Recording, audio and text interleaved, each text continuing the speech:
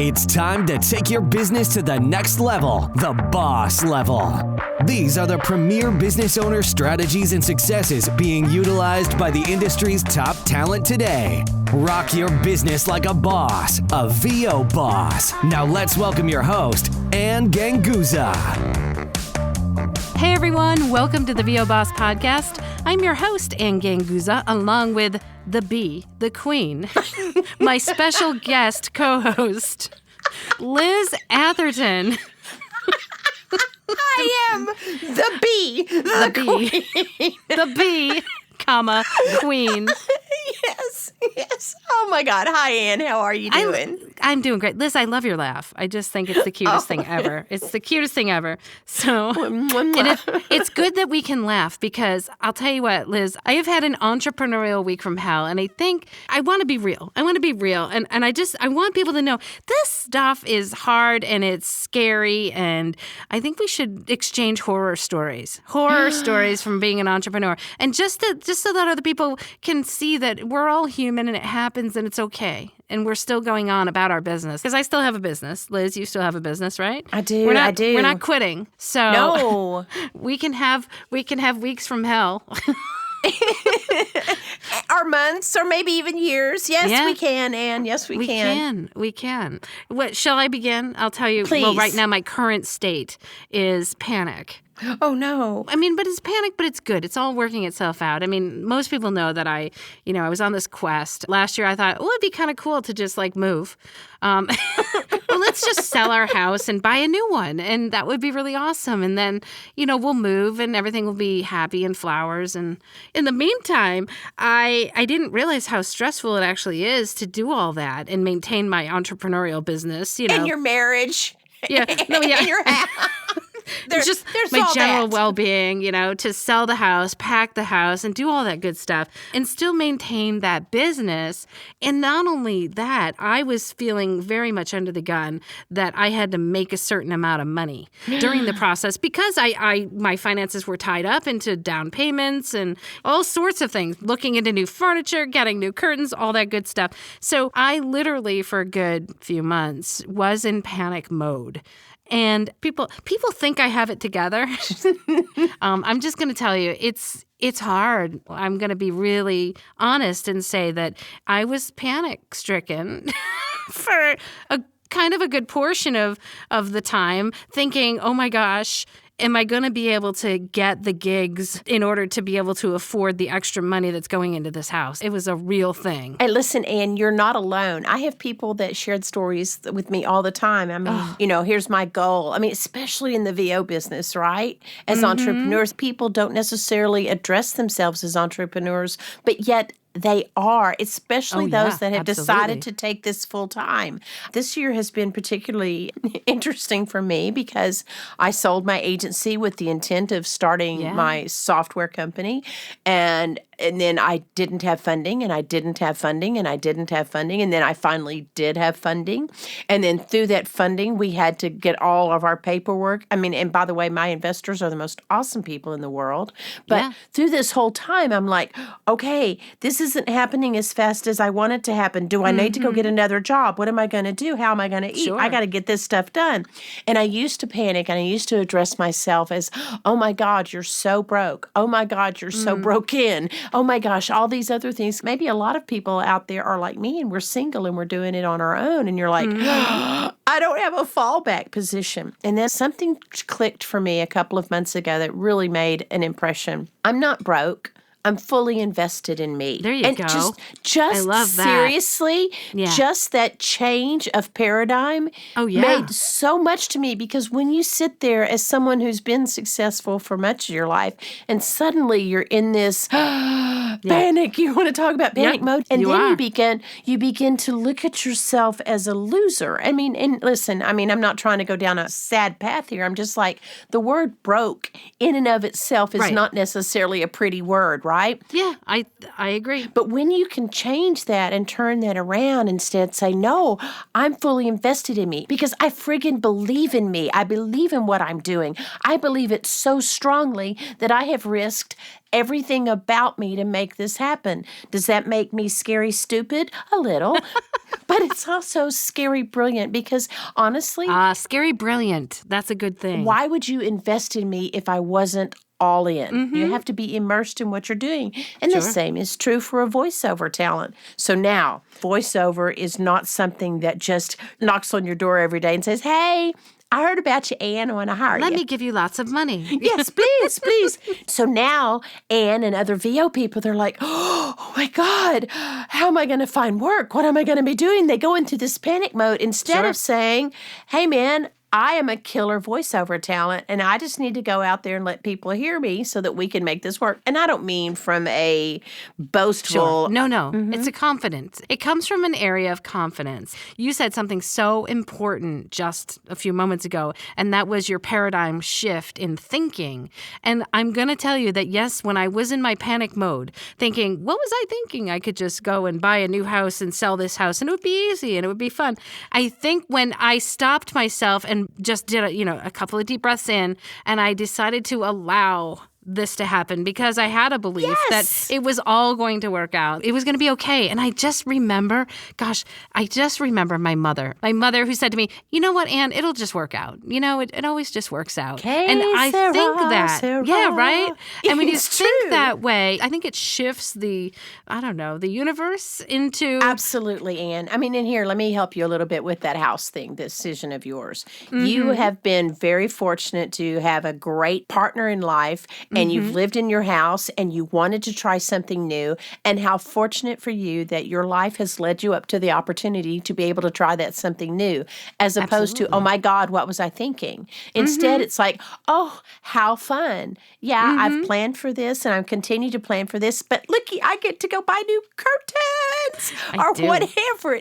And that's the excitement side of it. For me, things just took a whole pivot when I made a decision to look at myself as a winner with good ideas, where I think I see panic in people when they're like, oh my God, I've quit my job to go do voiceover full time. What am I going to do? Instead of saying, how fortunate am I that I have this voice that I can make a living with? I mean, I wish I had that voice. I don't. Yeah, I have to say, though, when I quit my full-time job and I said, well, let me just go into voiceover, it was the most motivating thing, because I went from money coming in that was dependable to, no money. And that alone motivated the heck out of me to, go ahead and make some money, because I was starting to feel like, oh, man, I need to contribute. I need to contribute to the household here, and I know I can do this. And, I think it's just that leap of faith we talk about, that you give it up and say that, yep, you know what, I'm going to manifest that the things are going to happen, and we're just going to move forward and try to think positively. And where does that start from, Anne? That starts from a belief in self. Yeah, and if you absolutely have to have a belief in self, because Anne, you would not have quit that job if you did not have a belief in self. You're right. The reality is that you knew that you could do it. And I want to say this to you again. You knew that you could do it. Deep down. And that is the difference between you and somebody that, and there's nothing wrong with it, but that stays in their 8 to 5 or their whatever job working for someone else. That's fine. They don't have the desire to do it. And it's not a money-driven thing. And that's okay. It's okay. Yeah, it is. It's okay. Not everybody's meant to be an entrepreneur. It's true. It's okay if you're not. I think it's awfully cool if you try, if you've got the desire and that you try. Yes. I think that's awesome. I think that says a lot. And if you learn enough about yourself that maybe you say, it isn't for me. I truly believe that happens to people. And I think that's okay, because it's a journey. Truly, as a human being, your goal is to seek your joy. Right? And for an entrepreneur, it is. I mean, at least for me, your goal is to seek your joy. You find your joy with whatever steps you're taking in front of yourself the next day. But if your joy is to do the work that's passionate for you, and you seek that passionate work, then you're on the right path. Sure. It's just scary. It can be. I used to talk with actors that were going to go to Hollywood. They wanted to go be an actor and do bigger films and things like that. And I'd always say you need 5 months living expenses in your pocket. Okay? Yes, good advice. I mean, you're going to pick up a part-time job, but if you pick up a part-time job, what if that audition comes through and you've got to be there?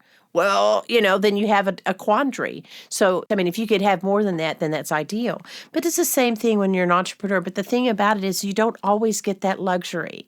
You don't always get the luxury of having that kind of fallback position. So what do you have? You have your drive and you have your passion. If you don't have your drive and your passion, then you maybe should rethink your decision. I'm always the person saying, does it bring you joy? It has to bring you joy. It really does. And I think that that's what drives my passion, if it brings me joy. And, I'll tell you what, it's scary being an entrepreneur, but you know what's scarier? Not having your health. And I think that there are certain things, Liz, you and I can both identify with that when you start to see the perspective, and I'm not suggesting that people have to be unhealthy or anything to be able to see this, but what it does for us, if we're motivated by really wanting to go out there and pursue our joy, it makes it all the more important to seek that joy, because at the end of the day, if we're not here, what can we say about how we lived our life and what we did? And I want to make sure that, mine was joyful. Absolutely, Anne. You hit on something that I think it transcends anything we talk about. Ultimately, at the end of the day, it doesn't matter your politics. It doesn't matter where your check comes from, any of that. If you're not happy, it just doesn't. I talk about this with my children. I talk about this with my friends. Me on Facebook is typically a series of memes. Oh, yeah. Encouraging people to think outside their box, to smile at themselves in the morning. Back to that entrepreneur. When you're an entrepreneur, you seem to be or can be so hard on yourself. You didn't hit that monthly goal. And, oh my gosh, you did have to dip into savings for the third month in a row in order to pay your utility bill. But if you can stand back out of the panic and say, but I also got to take Thursday off and go see a movie in the middle of the day. You know what I mean? Well, I like that you said step outside your panic. So that means it's okay to panic. It happens. I think we're human. Oh, but yes, ma'am. I think the capability of being able to step outside the panic and just have the faith in knowing that it will work out. And if you don't have that faith at that moment, I think calling upon someone, a good friend, a mentor that you have in the industry to just kind of reset things, to kind of keep you on track, I think that's so important. There's a trend in voiceover, and I just see it because I have friends that do this and sometimes invite me into their circle, but there are these accountability groups. Yes. I love those are the awesome. accountability groups because, it doesn't have to be that you're trying to make $10,000 this month. It could be just that you don't want to do a drunk text. I mean, whatever it is, but you've got this accountability group of like-minded people who are seeking their joy, in this particular case, through voiceover. But what are the things that keep you from doing what you need to do? Or what are the things that you need encouragement in order to make sure you do what you need to do? And I would encourage everybody to find an accountability group or an accountability partner, someone that you can talk with once a week, whatever it is, that understands where you're coming from and can encourage you to become what you need to become. Absolutely. And we talk about this over and over again about how isolated this industry can be. And it is. It's the cocoon. And that's why we have great things like water coolers that I know Bev Standing hosts. Oh, she's and great. I know, and it's really wonderful. And that we have the VO Peeps meetups and things like that. We have conferences like VO Atlanta. We have, Camp VO, which I'm super excited, that allows us to really network together and get that support that we need when we are in the panic state, or we're in a state where, I can't even tell you in the beginning of this, when I used to say to myself, oh my God, I'm a loser. What's happening? I'm not getting a gig, or should I not even be in this industry? I remember very vividly those times in the very beginning when I really had my doubts about should I, shouldn't I? And I really was at a place where this was before the internet was born. No, but it was kind of before the groups became a thing, before, the digital explosion. And there really wasn't a ton of people that I knew outside of my own self in this industry. And so we're lucky. I think today's voiceover talent is so lucky to be able to have this type of community. And probably that's why we've grown to be the size that we right? Remember when there's only a couple hundred voice talent? Really? I do. In the beginning? I do you remember? And now it's yes. like, if you had to guess, how many voice talent do you think are out there? I mean, there's 400,000 plus. Yeah, I believe that. No, I mean, I know these numbers from doing my research for Cast Voices. That's crazy. That doesn't include India. Wow. And some of the third world countries. No, that's crazy. Yeah. Well, we think it's a small industry. Well, I mean, it's not small. It's not small. Everything talks to you. Everything talks to you. Most of that gets a voice paid to record it. Mm-hmm. So there's lots of work out there. And I still think we're still in a little bit of flux with all the things that have happened over the last couple of years with who buying this and that and the other thing. But ultimately, the voiceover community is a community of 1099ers. That's what we are. We are all self-employed. We all live in our little cocoon. And I absolutely encourage, just like you said, the conference, save your money and go to 3 or 4 conferences a year. Yeah. Reach out and touch someone. I love it. It is a city of weirdos. And I say this with the term of endearment. Anybody that wants to make their living talking from a booth already has a little bit of something special about them. But if you look at these conferences and look across the room, it is a city of really creative people who are so individual because they made a choice to do something different than the rest of the world, and they took their gifted mouth and did something with it that allowed them to make a living. I think it's beautiful.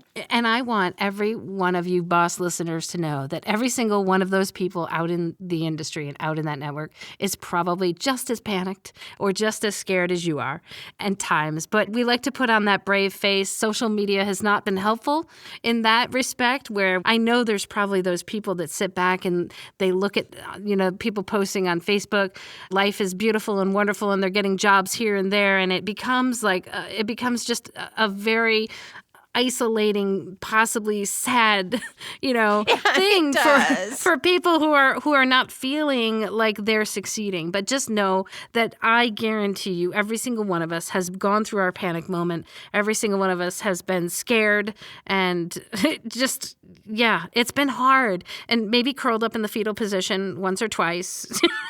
With tears. Just yesterday. I like what you're saying, because I want everybody to know that we're all human beings, and we all are just trying to make our way. And the best we can do is just continue to be supportive of one another. And Anne, I agree. There's a lot of, look what I built. Those kind of bug me. I don't know why. I'm not trying to. I agree. I'm not trying to be mean. I'm really, really, really happy for people when they do. But I really like the stories where people say, look what voiceover has afforded me to do. Like the other day, Jason Lanier White, I see him at Disneyland with his family, and I'm like, I know that you're a voiceover artist, and I'm like, yeah, that rocks, man. You know what I mean? You have the ability to do that. Or Anne's buying a new house.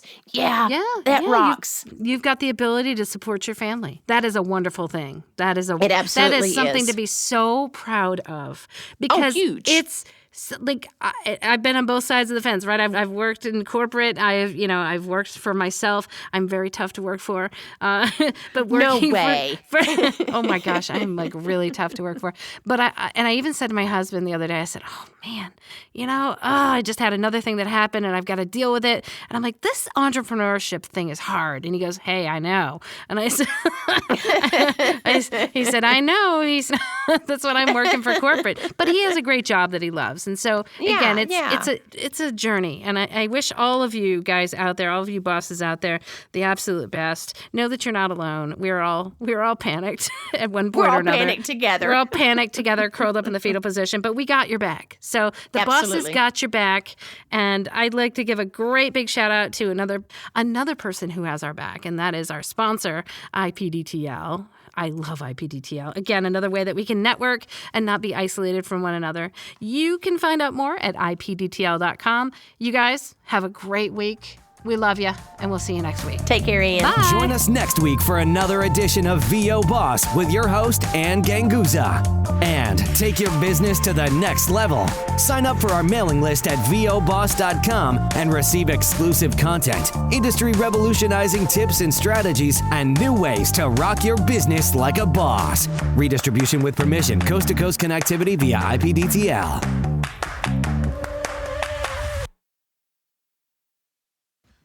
I think people miss the podcast because we're getting more downloads. Excellent.